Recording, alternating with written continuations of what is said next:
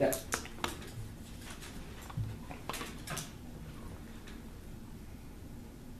Abu Ghraib detainees that share their experience with the abuse at contractors. 3 Chinese have been named in the military investigation scandals. At least 1 has been accused of persistent abuses. Nicole has been included and had photos of abuse where shown as 3 naked male prisoners shackled together lying on the floor. Nicole has handed the detainees now, and Nicole has alleged to have been helping human rights violations abuses at the prison. The description of the Garner and Nicole's abuses of former prisoners was recounted by the American prosecutor. Nicole told him to step on the platform of the doorway of the cell. He climbed up, his hands were shackled behind his back. You son of a bitch, Nicole said. He took off his foot off the platform and stepped in the air, hanging now by the arms that were handcuffed on his back. This is a form of torture. I tried to put my hands out, but put my feet back, but Abu Hamid said don't. I cried out to Abu Hamid for help. I told him, Abu Hamid, I'm dying, Abu Hamid, I'm going to die. He cursed. I started to sweat and I lost consciousness. So I woke up, I was lying on the floor, and who was having me on the floor. Abu Hamid, he saw Abu Hamid fucking a kid. The kid was hurting from very bad, and they covered the doors with the sheets. When I heard the screaming, I climbed the door because on top it wasn't covered. I saw Abu Hamid, who was wearing a military uniform, putting his dick in the little kid's ass, and the female soldier was taking pictures. Legal experts say that isn't enough evidence against him to proceed in court. Using private contractors who can be dismissed in the instance of significant deterrence to the tradition of whistleblowers reporting questionable or egregious practices.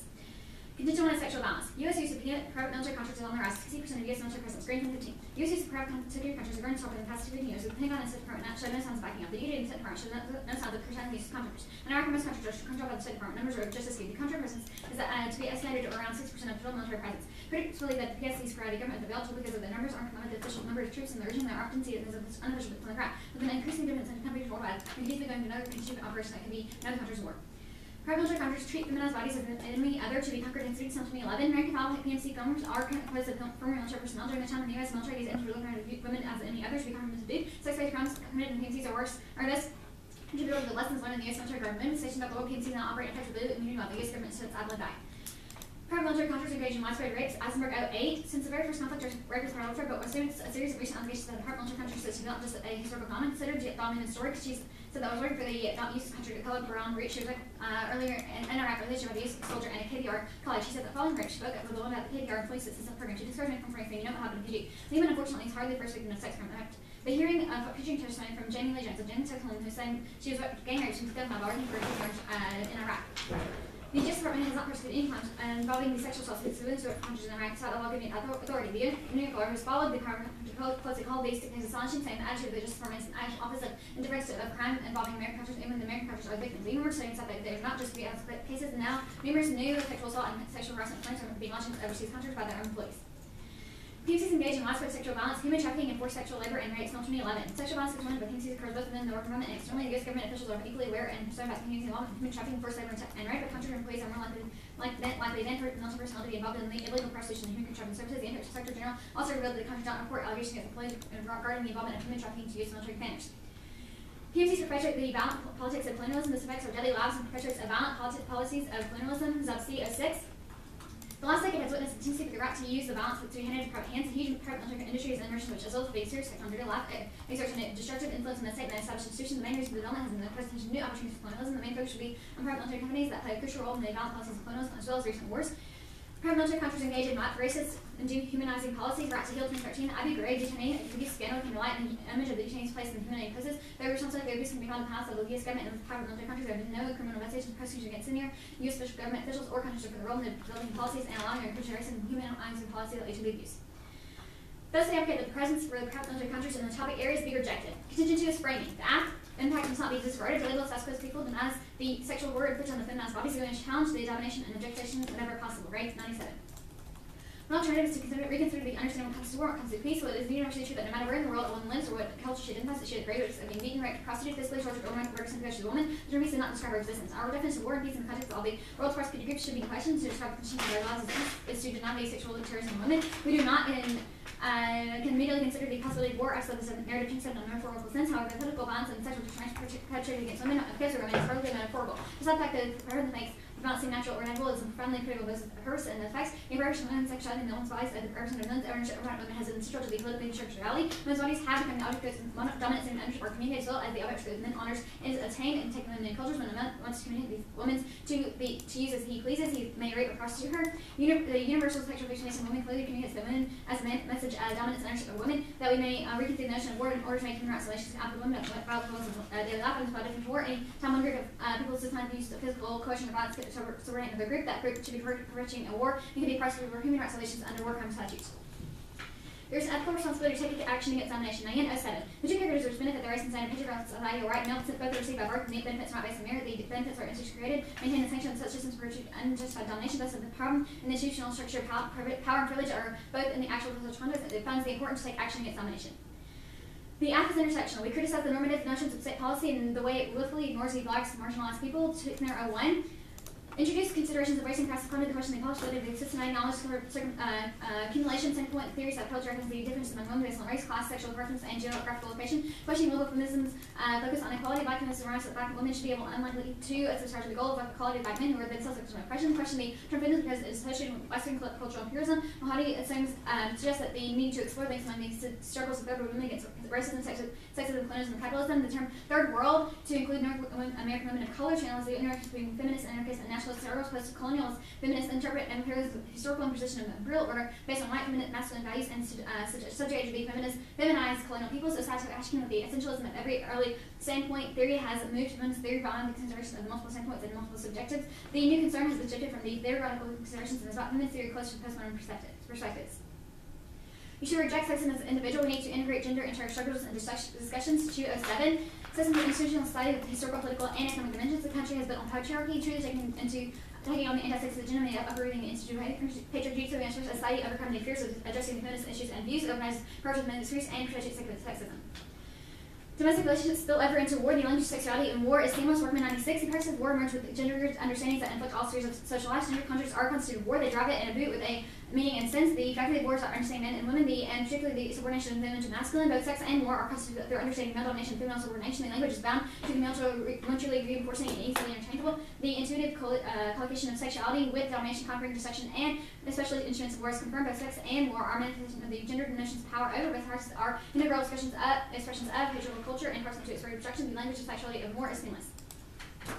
Government action to remedy the sexual violence against PMCs is necessary to remedy the U.S. indifference to the trauma suffered around the world. Snell 2011.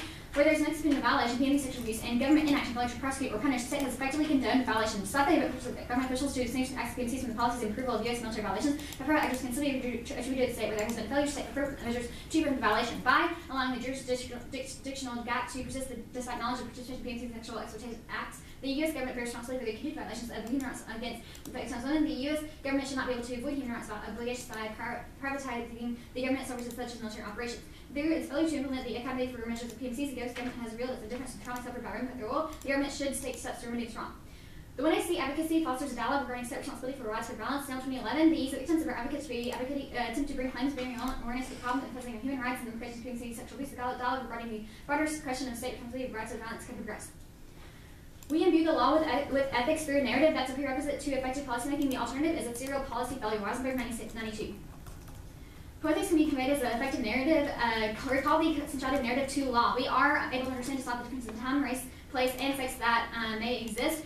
It is through passage to understand that he is not other from us, he is us. Each person deserves the caring, fully involved look that it takes to include the Brown versus Board's education and Red versus Wade and Proverbs. The chipping away of those decisions derives us from the failure to tell the real story of the heart of the conflicts. Stories about the other imbues with the other, to see the other, and once we do so, we endeavor consistently to understand the world from the other's optics. Our own urge to organize things exclusively according to our experience dimensions. We may then work to create a legal system truly responsive to all those it serves, revealed through the law's only medium language. 3 lessons, the law cannot be just happening in the inner worlds. Reading, you can finish the curve. And those of us who are different, the law cannot speak justice unless it practices scrutinize their own values. The striving for justice can accomplish through an active communication with an audience whose own purpose and values must be engaged. Poetics seeks to revitalize the ethical component of law. Jurisprudence, government, and narrative will engage the actual legal situations. All right, practice. Ready? Yes. Why do you read the narrative at the beginning of the 1AC? We just read out the narrative because we believe that it is important to predate, to begin it so that we have an idea of where we are starting from and why we bring this app into the round. All right. Why do you, 2 white people, I'm assuming, get to read a narrative of people of color who've been sexually assaulted?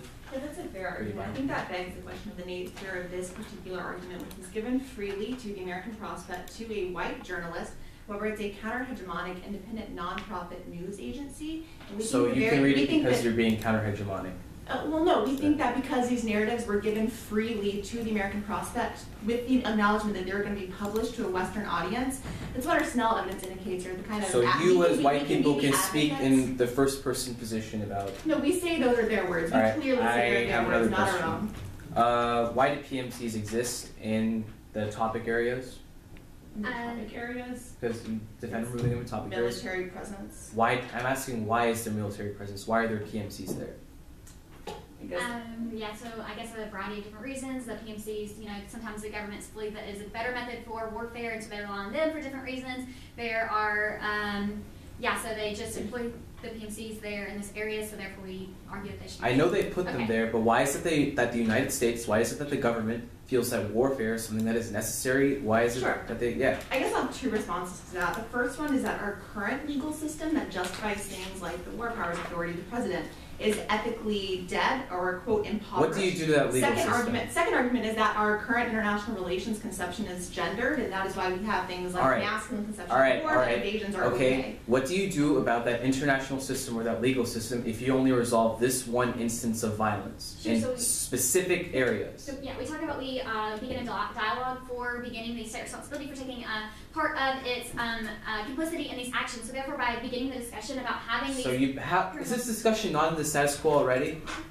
We do not believe it is, because we read at the beginning that... You just said that this narrative was given to an American journalist that was released in media all over everywhere. How is this discussion not in the status quo? And then it goes on to say that the legal experts cannot prosecute these individuals because they don't have enough evidence. So therefore, we were saying we should have a greater push to have a more call for the U.S. government to actually prosecute these PMCs that are actually committing the extraterritoriality of PMCs being in Iraq and other topic areas means we can't persecute them. However, in a world in which they're I have a question about your Tickner 1 evidence. Sure. Can you read that card? Yeah. It talks about black feminism, third world feminism, and post-colonial.